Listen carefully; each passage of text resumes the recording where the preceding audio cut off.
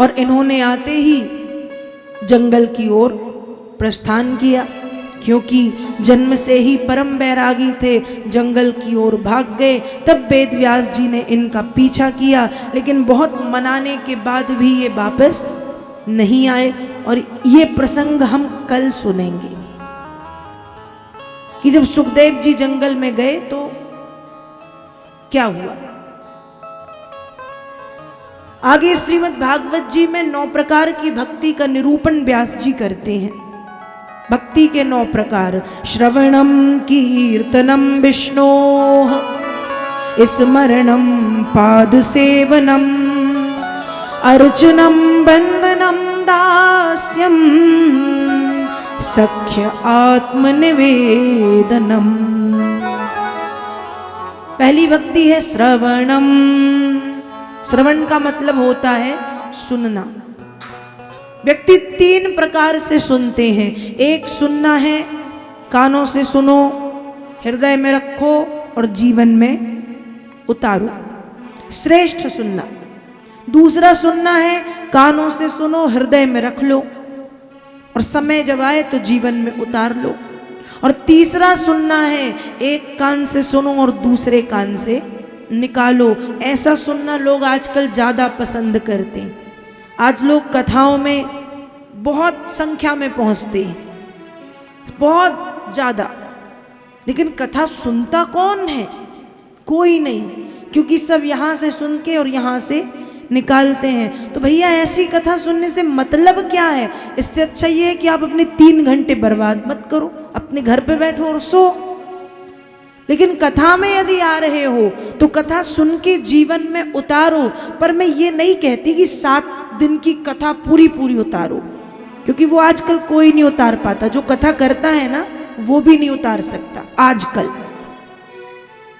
लेकिन 7 दिन की कथा में 7 मिनट और 7 सेकंड की भी कोई बात यदि आपको अच्छी लगे तो उसको जीवन में उतारना चाहिए। उसे कहते हैं श्रवणम, सुनना। वो है श्रवण। ऐसे नहीं, इससे सुना, इससे निकाला। एक बार की बात है, कोई एक व्यक्ति कथा सुनने गया। अब जब कथा सुनने गया तो कथा में पंडित जी ने गौ माता के महत्व को बताया और कहा कि देखो भैया, जब गौ माता हमारे घर परिवार में या हमारे खेत खलिहान में आ जाए, आकर के कुछ खाए, तो गाय को मारो मत। यदि तुम्हें लग रहा है कि तुम्हारा ज्यादा नुकसान है तो आराम से उसको बाहर निकालो, मारो मत। वो व्यक्ति सुन करके आया, अपनी दुकान पे बैठा था।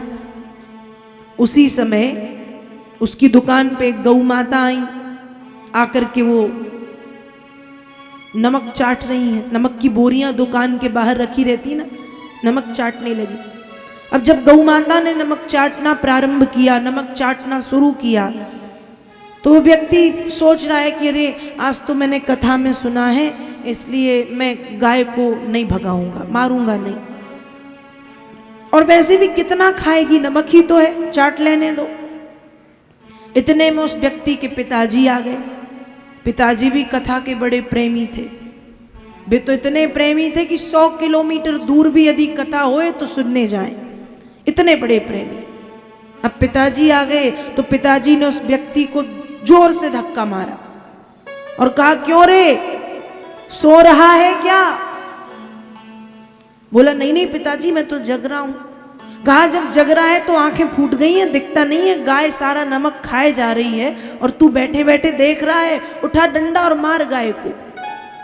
तो वो व्यक्ति कहता है कि वाह पिताजी, आप भी रोज कथा सुनने जाते हो, मैं भी गया, पंडित जी ने ये बात बताई कि गौ माता जब कुछ खाएं तो मारो मत, और कथा सुनने के बाद भी आप ऐसी बात कर रहे हो।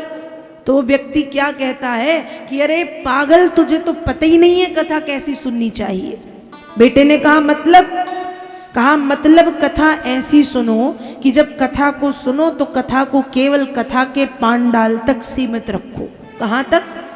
पंडाल तक। कथा को घर में लाने की जरूरत नहीं है, घर में मत लाओ।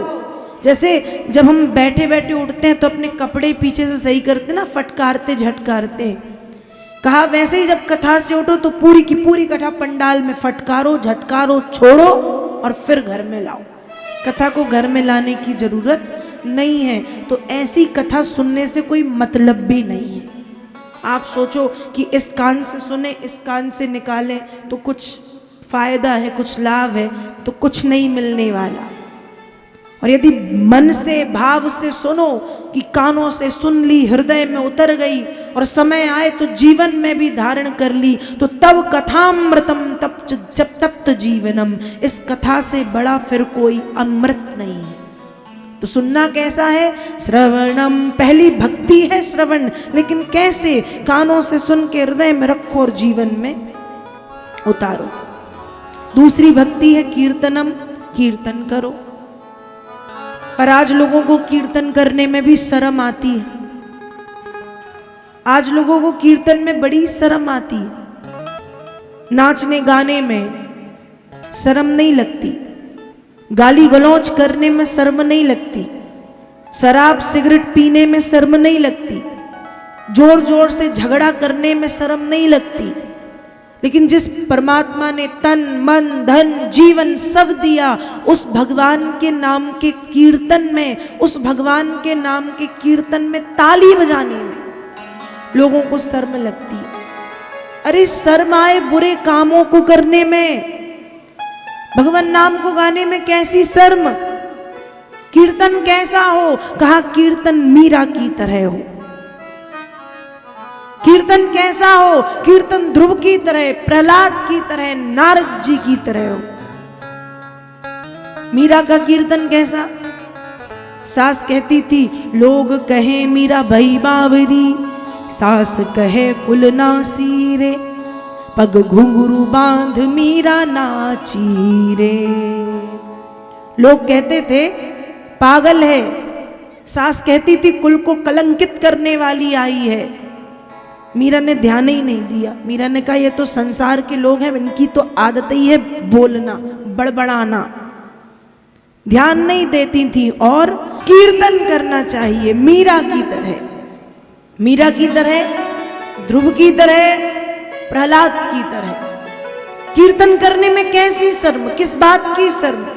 जब गालियां देने में नहीं शर्माते, लड़ने में नहीं शर्माते, उल्टा सीधा बोलने में नहीं शर्माते, शराब पीने में नहीं शर्माते, सिगरेट पीने में नहीं शर्माते, माता पिता को अपशब्द कहने में नहीं शर्माते, माता पिता से लड़ने में नहीं शर्माते, तो भगवान के नाम में क्यों शर्माना? कीर्तन करने में शर्म आती, भगवान के नाम के में ताली बजाने में शर्म आती, बोलने में शर्म आती। शर्माए बुरे कामों को करने में, भगवान नाम को गाने में किसी भी प्रकार की शर्म नहीं होनी चाहिए। तो दूसरी भक्ति है कीर्तनम, कीर्तन करना। तीसरी भक्ति है स्मरणम। स्मरण का अर्थ है 24 घंटे भगवान को याद करना। 24 घंटे याद करो। कैसे? जैसे हनुमान जी ने किया। इस भक्ति में हनुमान जी का नाम आता है। एक बार की बात है, जब मेघनाथ ने लक्ष्मण जी को शक्ति मारी तो हनुमान जी महाराज क्या लेने गए? संजीवनी बूटी। अब संजीवनी बूटी वहां पहुंच के समझ में नहीं आई। द्रोणागिर जो पर्वत था, हिमालय का एक चट्टान है छोटी, तो उस पहाड़ को ही उठा के ले आए।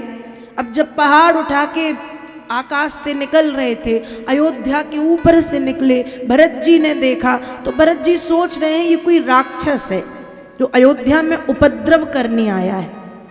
तो भरत जी ने एक बाण का प्रहार किया। जब बाण का प्रहार किया तो हनुमान जी महाराज मूर्छित होकर गिर पड़े पृथ्वी पर।